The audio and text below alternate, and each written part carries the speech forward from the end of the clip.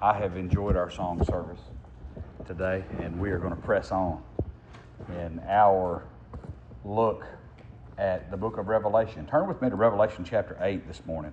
I hope this morning's message is a blessing for you. I think you will enjoy what the Word of God teaches us today.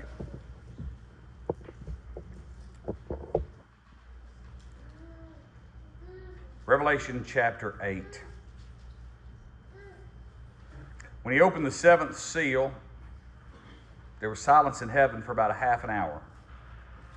And I saw the seven angels who stand before God, and to them were given seven trumpets. Then another angel, having a golden censer, came and stood at the altar. He was given much incense, that he should offer it with the prayers of all the saints upon the golden altar which was before the throne. And the smoke of the incense, with the prayers of the saints, ascended before God from the angel's hand. Then the angel took the censer, filled it with fire from the altar, and threw it to the earth. There were noises, thunderings, lightnings, and an earthquake. So the seven angels who had the seven trumpets prepared themselves to sound. If you've been with us as we've walked through this book, you know we've watched the Lamb take a sealed scroll and begin to open it, seal by seal. 6 seals have been broken. We've seen conquest, war, famine, death, the cry of martyrs under the altar, and cosmic upheaval. Basically seen things turned upside down. This is a picture of what Christ is telling us is going to be the lot of humankind until he comes back. We're going to have to deal with all of these things. Conquest, war, famine, death, martyrs, people being killed for the cause of Christ. Something strange happens here in verse 1 of chapter 8, where he says, when the Lamb opened the seventh seal, there was silence in heaven for about a half an hour. Silence. Silence. In a book full of thunder, lightning, creatures crying, holy, holy, holy, around the throne of God, a heavenly chorus that never stops singing, suddenly there's silence. It's been pretty loud up through the first 7 chapters of Revelation. There's been a lot of loud things that have taken place. There's been a lot of noise. But for a half an hour, there was just silence. And let me tell you, that silence is not empty. The silence that took place for about a half hour in the 8th chapter is loaded. And what do I mean by that? It's the silence that happens right before something big happens. It's that right before the rain starts, right when the thundercloud builds and builds and builds and builds and builds, and you ever go outside and stand there and you see it's coming in, and right before it falls, everything just seems to stop for just a few seconds, and then boom, it hits all at once.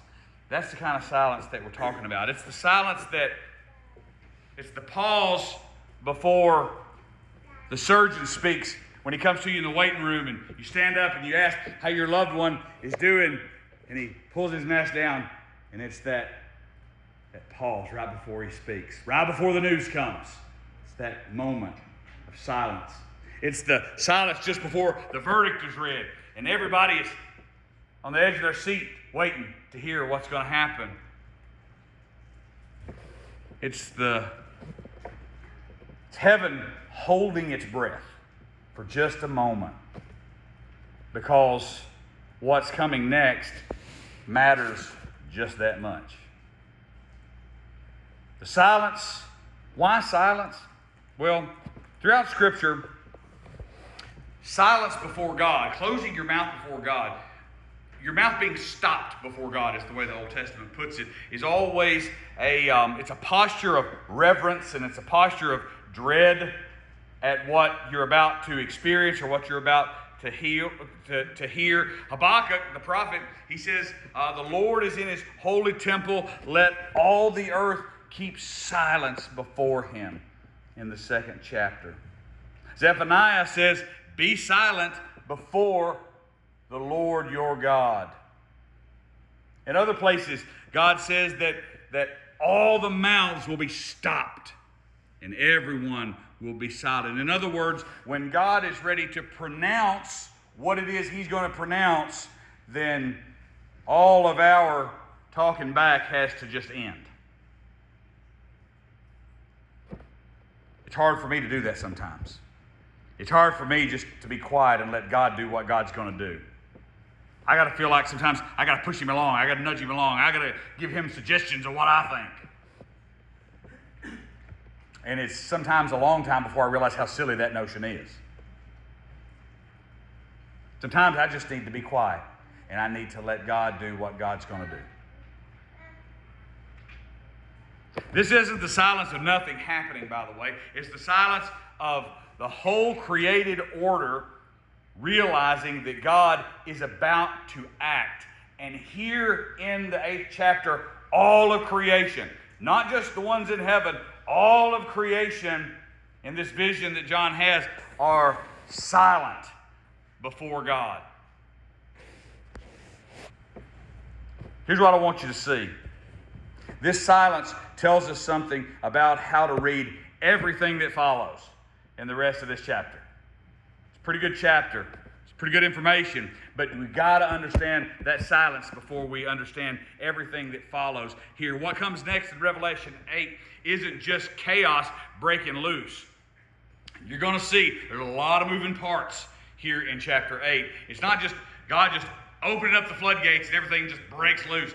It is God deliberately, over time, moving history forward according to his own purposes. Make no mistake about it, folks. Everything that has happened, everything that will happen, is not just chaos that's going around that God is not in control of. God is deliberately moving human history toward its intended end. He's deliberately moving it the way that he wants to move it. He's deliberately doing what he is doing. And he has been, and he will be, until this is over. Don't ever think for a second God's not in complete control of everything that's going on, even though it may seem like the devil's in charge. I promise you, God is moving everything toward his intended end. These trumpets that you see, it seems like chaos breaking loose, but it's not. It's God deliberately moving everything for his purposes. Nothing in this chapter is out of his hands. Nothing in this world is out of his hands. No foreign affairs, no domestic problems, no wars, no entanglements, no anything that we go through, no inflationary crises, no monetary policies. None of that is outside of the scope of God's command. God is in control of all of this. And don't think for a moment that he's not. When we start thinking that he's not, that's when we personally are not where we need to be. We have to remember God is always in charge of all of this all the time. Even the trumpets that are about to sound are sounded by the angels standing in his presence. And friends, that's good news for us this morning. However your week is gone. Because when your world feels loud, when your world feels out of control, when your life feels like it is spiraling beyond what you can handle, remember, God is never rattled. You and I get rattled. He's not rattled. He's not shocked. He's not surprised. And that's why there's days that you can't do anything to change or fix your circumstances at all.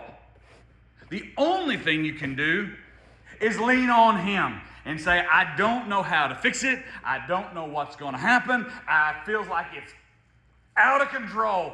and everything is falling apart, I got to go to the one who doesn't get rattled and say, Lord, I'm going to hand this over to you, and I'm going to stop worrying about it, and I know that you've got this, and you're going to fix it, and you're going to take care of it the way you need to take care of it, because I don't know how to fix it, but I know the one who does know how to fix it. Amen?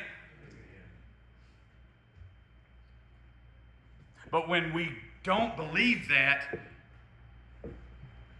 and then we realize we can't fix it, we realize we can't control our lives that are spinning away from us, situations that it seems like are just blowing up. All it is for us is misery. All it is for us is despair. All this is us is depression. Because I can't fix it. Nobody can fix it. It's never going to be fixed. God says you don't have to live like that. Because, yes, you're right, you can't fix it. And yes, you're right, nobody around you can fix it. But I know what's going on. So just trust me. That's where your faith really comes in clutch in the worst days of your lives, in the hardest circumstances. Because we have to remember that even though we're scared, even though we're anxious, even though we're rattled, God's not rattled. He's not moved 1 millimeter. He knows what's going on. And He's known it from the foundation of the world. That's why He's God.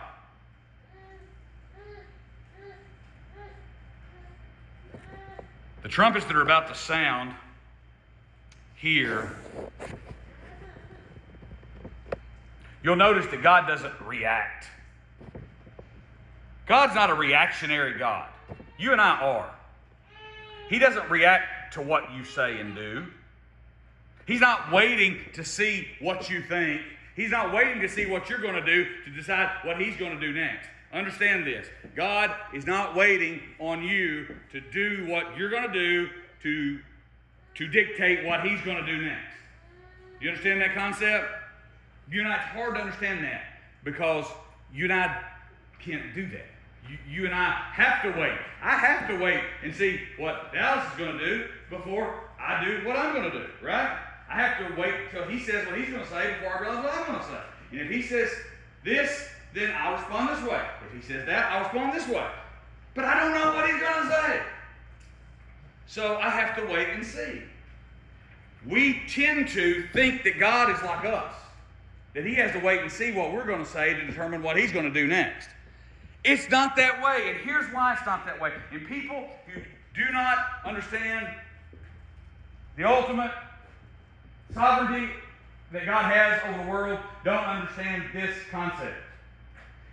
If at any point God doesn't know what you are going to do next, or what you're going to say next, or what you're going to think next, all right?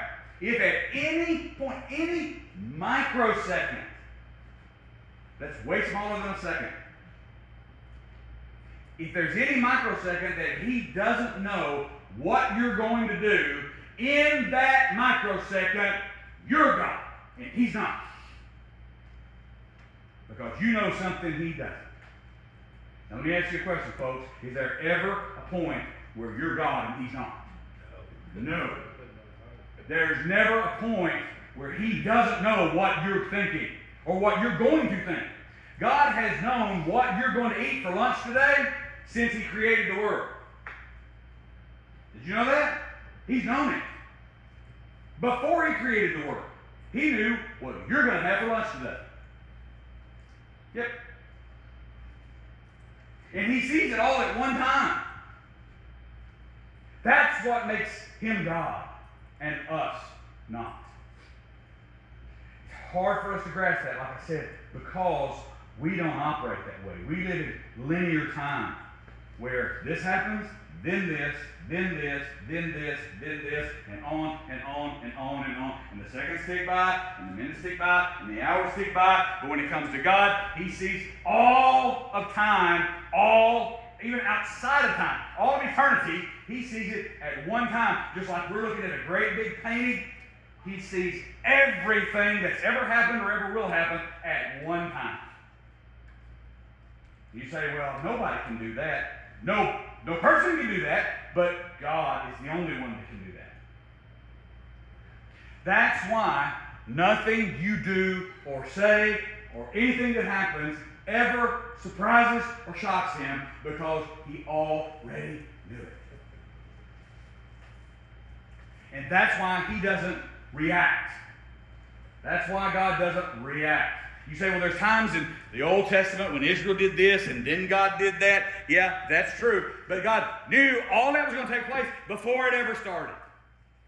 When he created Adam, he knew Adam was going to sin, right? He did. We've talked for years that God created a way for mankind to be reconciled back to him through his son Jesus Christ before he ever created the world. Well, why would he do that if he didn't know man was going to sin in the Garden of Eden? He knew he was going to sin before he ever said, let there be light. He knew what you were going to have for lunch before he said, let there be light. That's the kind of God that I want to worship. That's the kind of God that I want to serve. That's the kind of God that I want to count on. I want to count on the one who knows everything, right? I don't want to talk to the salesman. I want to talk to the manager, right? I want to talk to the one in charge. That's the one that's in charge. That's the one we serve. That's the one we worship. That's the one that we follow. And that's the one that we can't work to please, because we can't please a God like that. As small as we are, no, we can't do that. But here's what we can do. We can try the best we can to follow his commandments, but trust that he will show us grace when we fail, because he loves us. And he gives us grace because he knows we can't meet that standard. If you want to go to heaven on your own merit, you got to meet his, you got to be like him. That ain't going to happen. So we got to go another route through Jesus. That's another sermon for another day.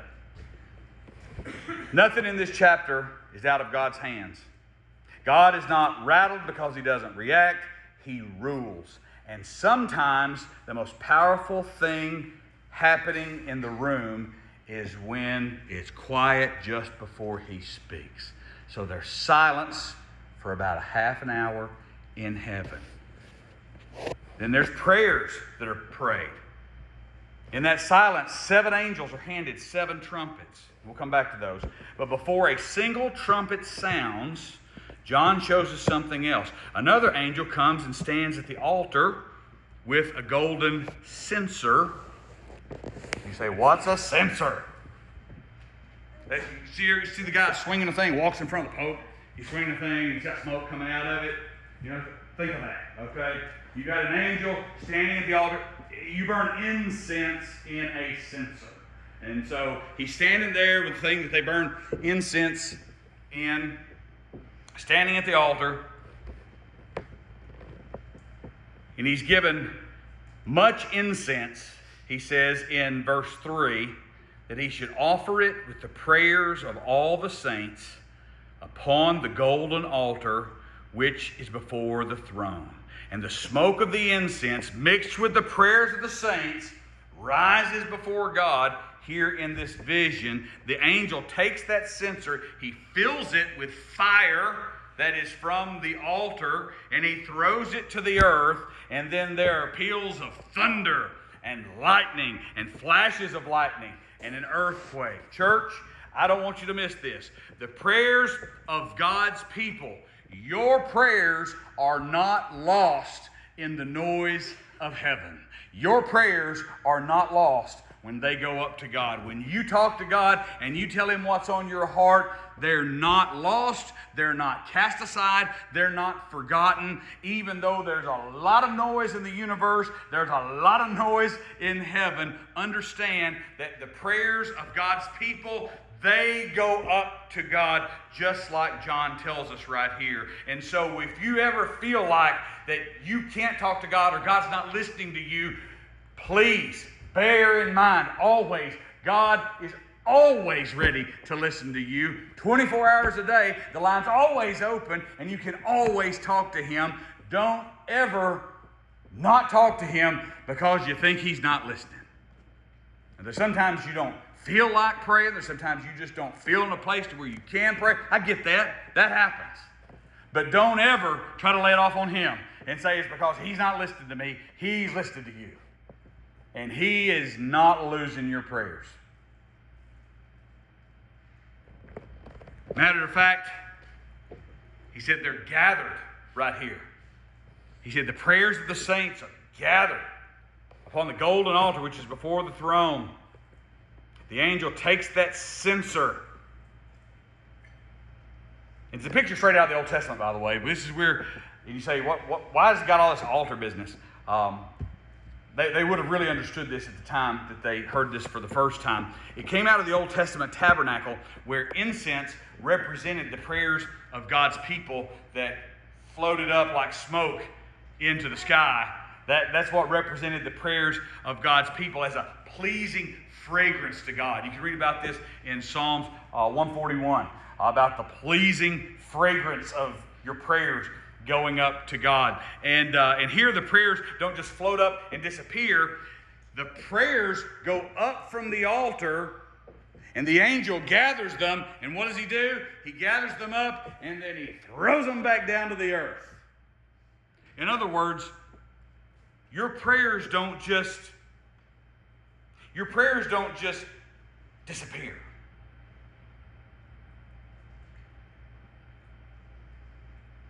When you pray to God for help, God will give you help. In other words, the fire that is represented by these prayers, the smoke that's represented by these prayers, gathered by the angel, is taken from the earth and thrown right back down to the earth. God hears your prayers and he answers your prayers. Now, the answer may not be the answer you want. And so you think he's not answering. Because the answer might be no. I want this. The answer might be no. Got your answer. Not the answer I wanted. There's been several times I prayed to God for this or that or otherwise, and I didn't get the answer I wanted. I got an answer, but it wasn't the one I wanted, and so I just kind of like tried to ignore it and pretend like he didn't answer me. But it's obvious that God is not in God's plan for this thing that I want to happen. It's obvious. God makes it sometimes painfully obvious to me. But I say, I don't know, I'm still praying about it. The answer is no. He's already answered you a long time ago. Sometimes the answer is slow down, not yet. Sometimes the answer is no, sometimes it's not yet. Sometimes it's go. Yes. I used to say sometimes it's no, sometimes it's slow, and sometimes it's go. But understand this, when we send our prayers up to God, they don't just go off into the void somewhere. God hears them. God answers them, but sometimes the answer we don't like. The very fire that carries the prayers up is the fire that's thrown back down to the earth. And then it starts some judgments that follow. The prayers of ordinary, faithful, sometimes discouraged believers. Remember back in chapter 6, you remember what they were saying? They said, "Oh Lord, how long? Lord, how long are you going to let this go? How long?"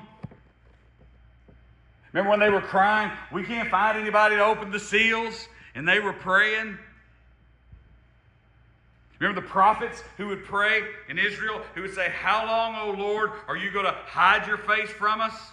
Those prayers were not wasted breaths. They were truly letting God know that they feel like he left them. They were pouring their heart out to him. Sometimes you need to tell God, "This is how I feel. I feel like that you left me. I feel like that you don't care. I feel it." You say, "Oh, I don't want to say that to God." If that's what's on your heart, say it to God, because he knows that's what you think anyway. You can pretend like everything's great, but God knows the real deal. You say, "Oh, Lord, I love you," but inside you're thinking, "But he doesn't love me." That would be a great time for you to say, "Lord, I love you, but I don't feel like you love me."